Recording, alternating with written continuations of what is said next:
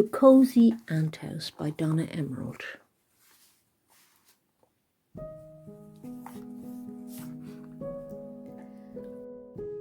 One morning, Donna returned to the kitchen with the pretty rose she had picked from the rose bush growing up the ivy around the door to her garden.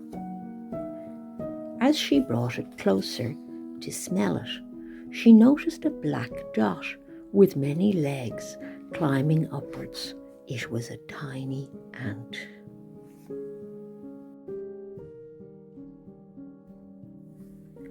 Why are there so many ants on it? She wondered, seeing 6 more of them making their way up the stem the first had climbed. I must put them back on the ivy, she decided, before they crawl up my sleeves. So she picked up a glass jar from the windowsill to shake them into it from the flower before turning again towards the door to the garden. She went outside, stepping carefully around the ants. "Ah, so that's what this is all about," she said, looking down at a hole in the ground where a dandelion used to be before she pulled it out earlier. The ants were coming out of the hole. They were upset that the roof of their home underground was gone. They will want a new roof and their queen back, Donna thought, looking at the jar she held closely. The queen seemed happy at least. All the other tiny creatures in the jar were climbing about, and it was fun to watch them.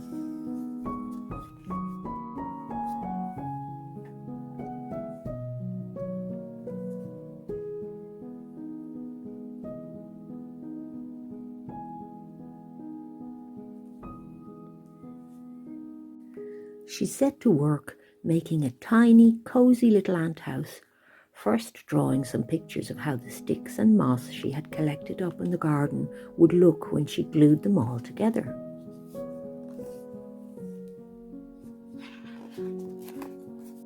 When the little house was finished, Donna put it under the ivy where the ants lived.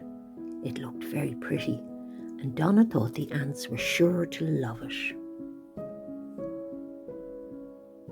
Soon she could see their heads popping up out of the hole in the room inside the little house, and they were running about, looking at everything in the room, the table and the seats to eat meals at, and the pictures on the wall, the shelves to store food on, and even the sweeping brush she'd made so they could easily keep everything neat and clean. She gently put the queen back in, letting her hop off her hand and up the steps to the new house. All the ants gathered around her in delight. Donna made some little flags they could hang up for a party and brought a picnic basket full of their favourite foods. The party was a great success. First there was a lovely meal at the picnic table with all the delicious treats Donna had brought in the picnic basket, and afterwards dancing with music provided by garden creatures.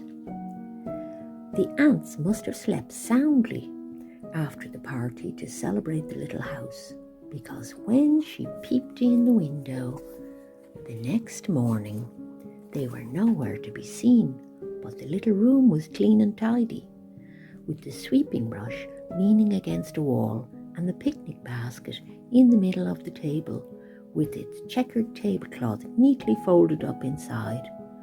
They had also put the empty jam pots in, and there was a beautiful flower in one of the jars as well to say thank you for the cosy little house and the lovely party to celebrate it. She often returned to the cosy ant house after that day with little treats for the ants, like a blackberry from the garden or a slice of apple picked from one of the apple trees that grew at the end of the garden.